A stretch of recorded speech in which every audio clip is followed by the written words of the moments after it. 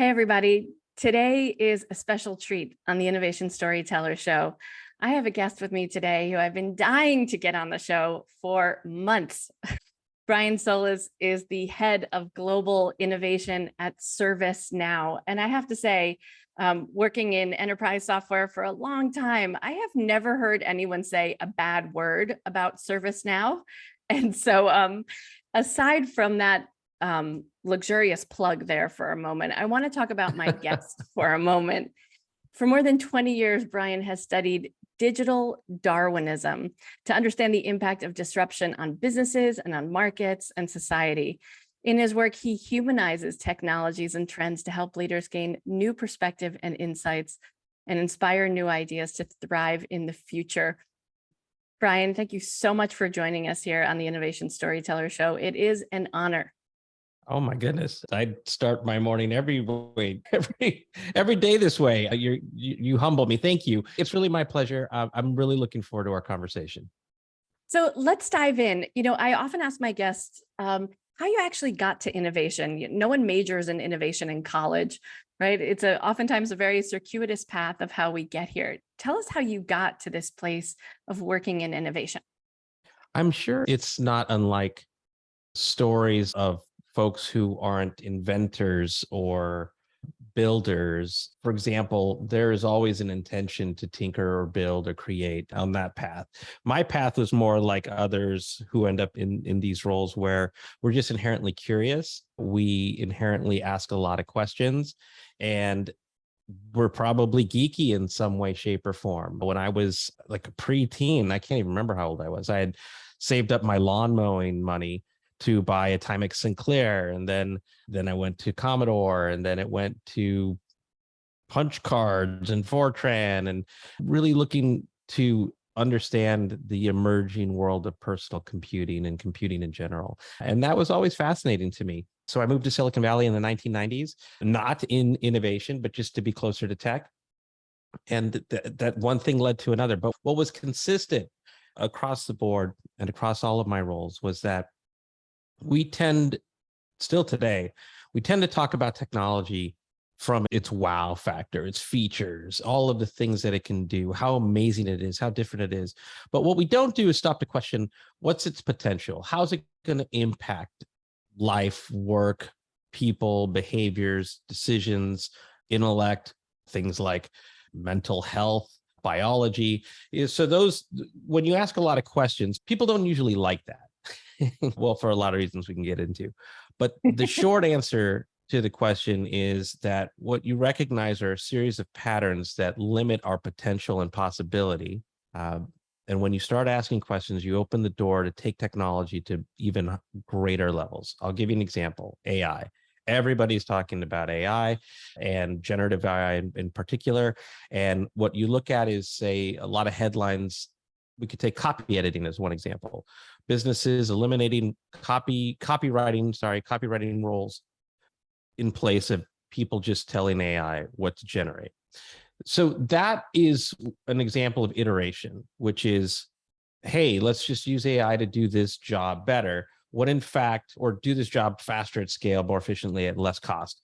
The other side of it, and this is what really got me into innovation, was, well, what if we could augment people with this technology and make each one 10x and create new products and services that we could charge more and generate new revenue? So instead of taking this trajectory and reducing costs and creating a greater delta for profitability, why don't we create new services, new demand, greater revenues, and greater profitability in partnership with this technology? So asking questions and looking at things like that has luckily someone liked that line of questioning, and that opened the door to more and more roles. And I think in my time, I helped launch, over 1,000 startups. I have been over in multiple transformations of big organizations, working with C-suites all around the world.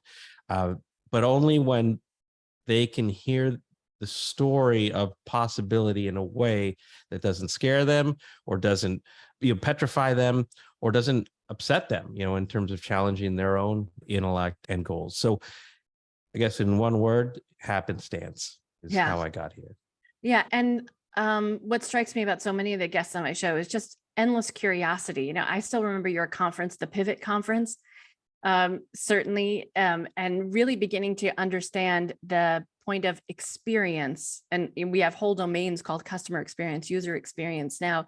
But can you tell us a little bit about how your vision for the experience of innovation took such hold of us, in the 2000s and 2010s, from that point forward? Because we really, with the advent of the iPhone, I think we began to understand that there was an experience associated with our interaction of technology that allowed the technology to become a little bit more human and for us to become more open to the technologies that were rolling out of Silicon Valley and elsewhere. Well, thanks. I actually missed that conference. Wish I was It was still a good one. doing. Wish I was still doing it, or something like it. Who knows? We might still do it, or something like it again. So for those listening, I wrote a book, well, two books. One was called "What's the Future of Business: Changing the Way Businesses Create Experience," and I called it "What's the Future" so I could use WTF on the cover. And Nice. its partner book, it was X, the experience Right. when business meets design. And X was meant to be a physical example of what happens when you intentionally design the experience around the usage of something or around the immersion in something. So the book itself was designed as an analog app to see if I couldn't use paper as a means to give you a familiar and intuitive experience that mimicked your iPad or your phone. And experience innovation in of itself is probably more important today than when those books came out. In fact, I've sold more copies of X in the last 2 or 3 years than I did when the book came out initially. And that's because Amazing. people are starting to awaken to the idea of experience. So what is experience and what is experience innovation? Experience it's something that as human beings, we trip ourselves up in creating these roles like UX, CX, and they're all important roles, don't get me wrong, but they get so process focused that we actually miss the very thing that we're trying to do. The best people don't, but just in general, to deliver meaningful moments to other human beings and to unlock something in those moments that helps them feel better, smarter, more capable, happier, whatever it is. Because at the end of the day, the word experience, and I went through this exercise in writing the book X, trying to find a definition, like what's a good definition of experience so that I can just footnote it. And turns out that everything is just so technical that we miss the humanity of it. And so I just defined it as it's something you feel at any given moment. So if you're on a website, if you're trying to check out of shopping, if you walk into Disneyland, you feel something in those moments. And those feelings, whether they're good or bad, you remember. And those feelings become memories. And the experience, as you tell it to someone else, is the description of how you felt about it. That's the story about the experience. And all of those things, we just don't design for that at large. Apple does. But we, for the most part, just try to make customer journeys, and we try to put things to make it simple, or so that that it works on a mobile device, for example. I'll give like a quick example of some of my early research was when mobile phones, when the iPhone changed the world.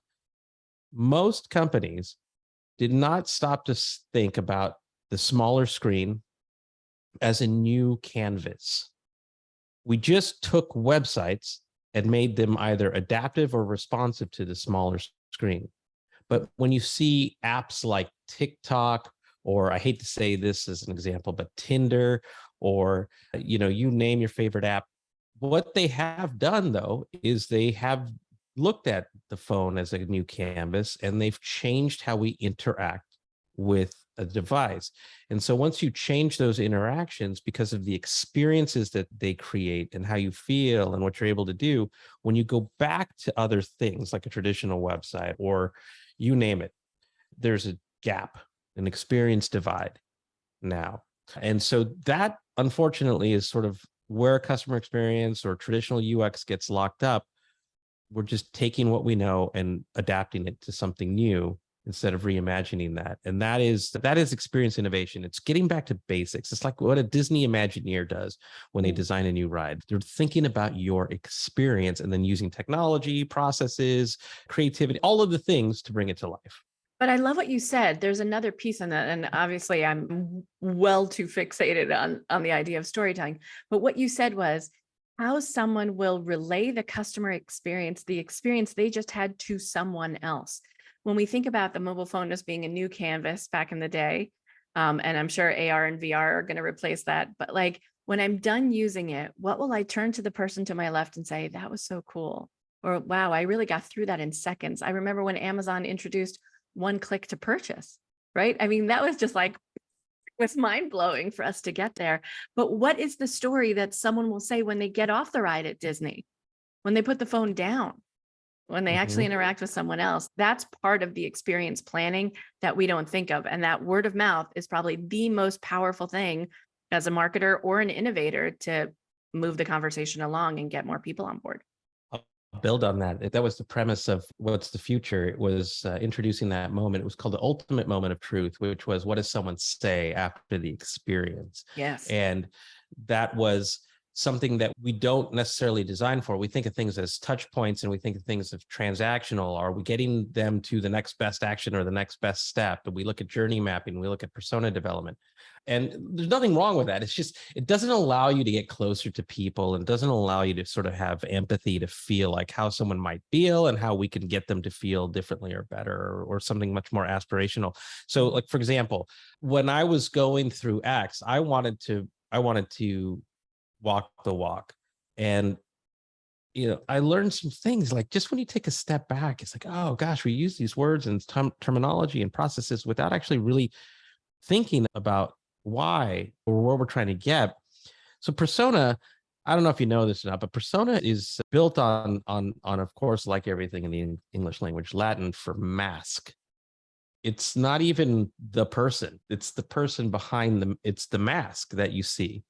And journey mapping isn't really about journey innovation as much as it is about process automation or process improvement. But we don't even look at, is this the right process? For example, the canvas, the mobile phone canvas. Somebody just thought, okay, well, here's where we're going to change it to be adaptive. It works on your phone.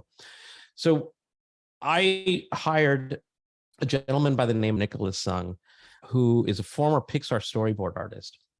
And he taught me the art of storyboarding and character development. And the whole process of Pixar and Disney's approach to storytelling is the humanization of these things. And then combined with Joseph Campbell's A Hero with a Thousand Faces, aka The Hero's Journey, you start to see opportunities to really change how you approach, how you would deliver an experience that unlocks magical things. And that has been since then the source of my inspiration to any approach to innovation. And it's very human, and I'm always learning. In fact, I just spoke to Nick this week about another project I'm excited to bring him into. We've had Pixar and Disney animators on this program before, because the enlightenment around creating a visual understanding of innovation is fascinating to me. I'm a words girl. And so people who are able to put that into pictures that immediately resonate with us and trigger emotions without saying a word is just fascinating to me. Oh, absolutely. Let's turn the conversation to ServiceNow, because you're working in innovation there. And prior to this, being at Salesforce and working on global innovation at Salesforce. Let's start there. What was that experience like? And what is an innovation that you worked on there that you were most proud of? Well, right now at ServiceNow, I have an incredible partner in Lindsay Bowe. And I'll explain what we're doing, and an incredible boss in Dave Wright. He's the Chief Innovation Officer. And I feel like I am back to my early days in Silicon Valley, where I'm building and learning and jumping into all of these things that are exciting. Of course, the generative AI movement has brought Silicon Valley back to life in a very exciting way too. But one of the big things that we're working on together is reimagining our executive briefing center experience. And for those who are unfamiliar with an executive briefing center or an innovation center, most big companies in Silicon Valley have this place where executives, customers, or prospects come to see the power of, in this case, the ServiceNow platform, and to explore how that platform can transform and improve their business. And you put together an amazing agenda that opens their mind and walks them through the art of the possible. And they leave inspired, informed, and they leave with a plan of action of how to go and change their business. The before and after is the magic of this.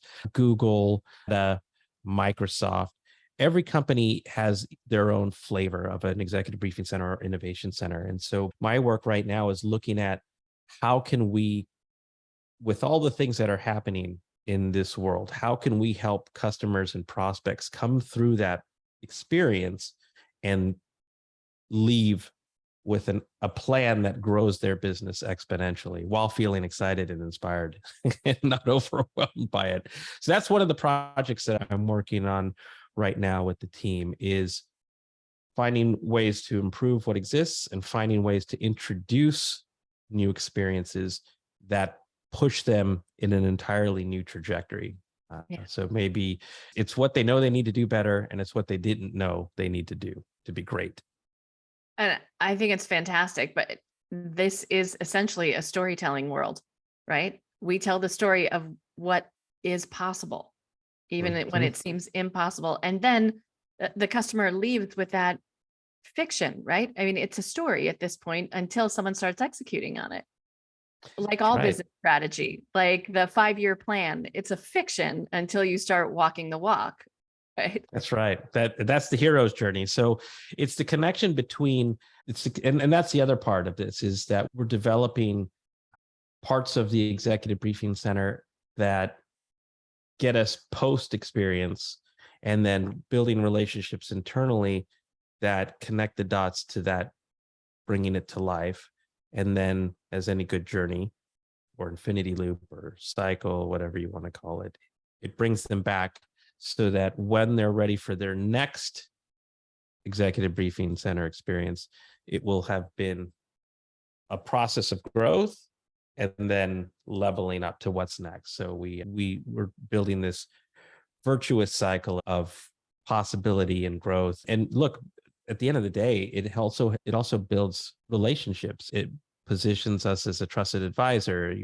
We care, we're thinking about them, and we're working with them to get them there. So it's just it's a growth cycle. Every time they come back through, it's incredible to see. So that's part of the excitement. The rest is, as you can imagine, building pilots around generative AI or spatial computing, or finding startups for immersive experiences, and exploring all of these new and incredible technologies, working with customers to bring really neat pilots to life.